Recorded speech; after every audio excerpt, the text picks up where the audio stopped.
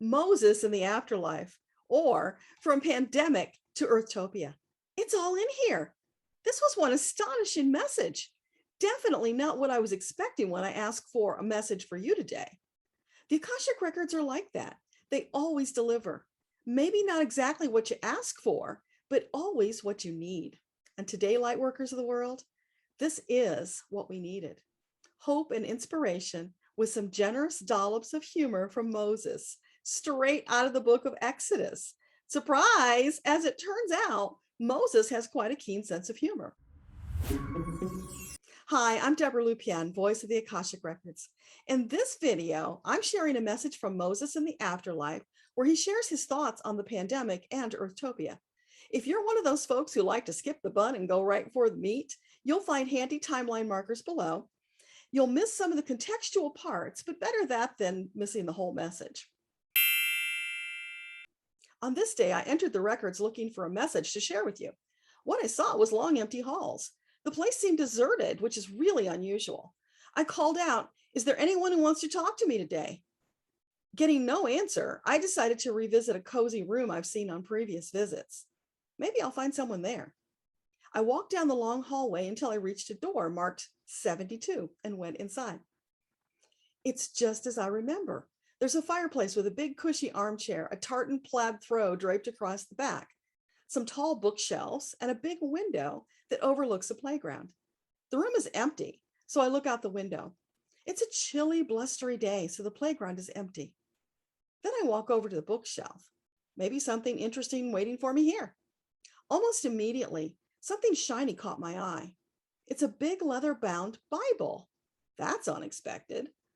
Once I've seen it, I can't unsee it, and I also can't see any other books. It's practically screaming, "Pick me!" I pick it up and take it over to the table and chairs because it's too big and bulky to hold. Placing the Bible on the table in front of me, I wonder, shall I simply open to a random page?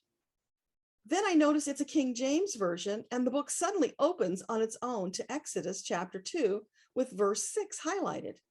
I'm unable to read the words of the verse. That's a stretch too far for my abilities at this time. So I do the sensible thing and I Google it. Exodus 2:6. She opened it and saw the baby. He was crying and she felt sorry for him. "This is one of the Hebrew babies," she said. In this verse, Pharaoh's daughter has just found the basket in the river containing baby Moses. So why this verse? Do you want to share something about Moses? I ask of the empty room. Immediately the door opens and there stands the boy Moses, looking about 7. His shirt is a boldly striped fabric that looks like silk. He has an air of confidence and a big smile on his face. As he walks towards me, he morphs into a man who now towers over the table. He looks down, sees the verse I've just read, throws his head back and heartily laughs. Then he says, "I see you're reading my origin story. Would you like to get the truth straight from the horse's mouth, so to speak?" There's a twinkle in his eye and a bit of mirth evident in his demeanor. Clearly, he's lived a comfortable, happy life. Pretty amazing for one who was found abandoned in a river. He corrects me. Not abandoned. Placed strategically to be found by one who would care for and keep me safe. There's a difference. He sits down across from me, intent on sharing his story, it would seem. You see, I was blessed to be born to a mother who was a quick thinker and nobody's victim. When she encountered a challenge, she quickly evaluated her options and then took speedy action. It helped that she believed in and listened to her guides, who brought the inspired idea of setting Pharaoh's daughter up to find me. She knew enough about her to feel confident that she'd make sure I was taken care of. As it turned out, the plan was more successful than she could have imagined because it set the stage to free my people from a life of slavery. Okay, yeah, I know the story. Question is, why are you telling me now? Is there new light to shed upon the story, or is there something else you have to say? Why am I here? You are here because you came looking for wisdom and information, right? Yes. Well, you're looking at it. I'm an open book. He throws back his head, laughing at his joke. Did you always have this sense of humor, I ask? As long as I can remember, he replied. Of course, I had the luxury of allowing it to develop, being raised in the lap of luxury. My people, however, did not, and that weighed heavily upon me. Once my eyes were open to their plight, there was no turning back. Something had to be done. But what? Yes, I had some power by virtue of my station, but not enough to make a difference. What could one man do? The more I fretted about not being able to do anything, the worse things got. I was fairly exploding with anger and frustration, feeling hopelessly trapped. Until that is, I had my great awakening when I was challenged by the Creator to lead my people to freedom. I can honestly say I was a reluctant leader. I had not yet embraced my power and could not see how I could accomplish such a feat. It wasn't until I understood that I didn't have to do it alone that light began to dawn. My angels and guides dropped an abundance of breadcrumbs to lead me into seeing that I wouldn't have been asked were it not possible. All that was required was for me to get my head on straight and work with the leaders to devise a plan. Would you have gone had you known of all the hardships ahead? I asked. Yes, I believe I would, he said. My soul agreed to that contract with my people long before. It was written in my records. In that respect, you might call it my destiny, and the call of destiny is powerful. That doesn't mean it was a tiptoe through the tulips, but when all was said and done, it was the right choice for me and my people. Even after you were left behind, I asked. Even then, he said. There was great satisfaction from completing the task long ago set in motion by events bigger than all of us. How did you manage all those years when so many of the people acted like whiny little brats, losing faith, asking to go back? I inquired. It wasn't like that, he replied. I had compassion for them because they had not experienced the same powerful spiritual awakening as I. It required a great deal more faith and trust from them. And when times got hard, like little children, they wanted to run back to hide in the safety of their mother's skirts. Even though you demonstrated some pretty spectacular miracles, I asked. Yes, they were spectacular, weren't they? He grinned. But those types of miracles are easily forgotten during times of great duress, and our journey was fraught with duress. When you think about it, times aren't all that different now, are they? Folks can experience wonderful miracles that transform their lives, but when trouble comes knocking at their door, they often forget all the miracles and give up in defeat. Isn't it interesting how people have such long memories about the bad times, but relatively short ones about the good times? Yes, that's why I'm constantly reminding people they need to keep a journal, I respond. They need a record of their triumphs to get them through challenging days with more flow and ease. Well, you have a bit of an advantage in that respect. During my time, we relied primarily upon oral history. It's not like we had pocket computers to record our triumphs. Okay, you have a point, I acknowledged. Things are different now. Thank goodness. Is that why you came today, to remind us of the great contrast between then and now? Well, that might be a fine idea, he winked, except it's bigger than that. You're moving into a time where the challenges may at times seem insurmountable, yet they never will be. There's always an answer. You might have to dig deep to find the courage and faith to hold fast to that truth, but I'm here as a testament to what you can do if you choose to. Work together. Hold each other up. Lots of love, kindness, and understanding are in order. This really will take a village. In fact, a lot of villages. Now you're in a time of building your ranks, your strength, your faith, your fortitude.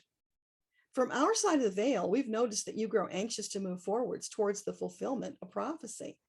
However, to ensure success, you must take the time it takes to be fully prepared. To move forward prematurely would be inviting defeat. Your numbers and steadfast conviction have not yet reached the tipping point needed for success. Keep moving forward as you have been, knowing you are making progress and that this is an essential part of the process. One day at a time is all you need concern yourself with. Much work is being done on our side to facilitate your efforts. You are not alone. You will never be alone. That's not the way it works. You come equipped with your own personal support team, as does every other soul. Lean on them in times of stress. Celebrate your wins with them and send them a little appreciation every now and then, because sometimes they need some positive feedback too. Well, this certainly is not the message I expected to hear from you, I respond. Is there anything else you wish to share? You betcha, he says enthusiastically. Don't forget to incorporate fun and laughter into your days. It's so much more important than you know. In fact, I go so far as to say it's the missing ingredient in a lot of failed plans. Since you're planning for success, make sure you include generous portions on a regular basis. You might say they're the secret ingredients to being unstoppable. Before you go, could you tell me a little more about you? I asked. Have you reincarnated since your life as Moses? Oh, yes, he responds. More than a few lifetimes have passed since then.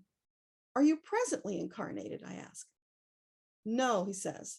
For the moment, I'm working this side of the veil to facilitate the Great Awakening.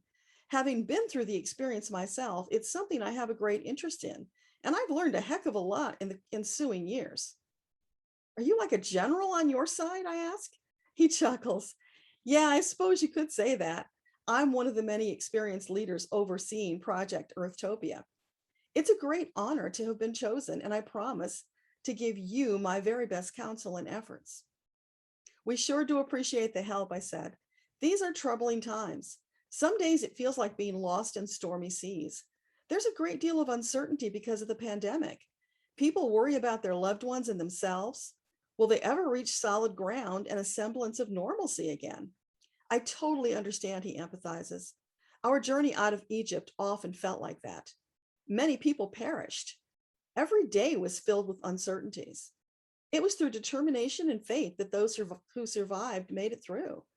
Just keep putting one foot in front of the other, doing the best you can each day, trusting it will all work out in the end. We made it through, and so will you. One day, life will return to a new state of normal, and you'll celebrate not only surviving, but thriving as you create a new, better world. The dream of Earthtopia will be realized, as has been foretold. The only question is timing, and that is totally dependent upon your efforts. Never give up.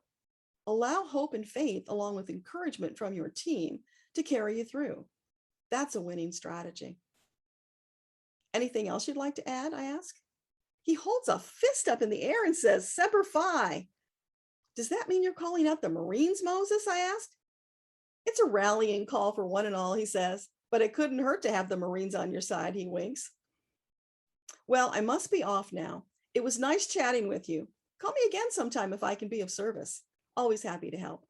Good day, madam, he says with a bow, then exits back out the door labeled 72. So, being interested in angel numbers, I had to research, what does 72 mean? Angel number 72 brings a message from your angels that you have been working from your heart and soul to help, assist, and serve others. And you've been living your divine life mission and soul purpose with passion and commitment. You've found balance and harmony within yourself, and this is being reflected outwards to others. The angels applaud you in your efforts, fully support and encourage you to continue on your current path. Keep up the good work. Also, angel number 72 is a message from your angels that you are using your inner wisdom, intelligence, and intuition when making decisions and life choices. Your angels encourage you to continue in this vein. Trust that you are being fully supported by them and the universal energies. How cool is that? So that concludes the message for today. Thank you for sharing with other light workers, because together we'll facilitate the prophecy of Earthtopia as we kick this pandemic to the curb and move into a more enlightened way of being. This is Debbra Lupien, voice of the Akashic Records. Namaste.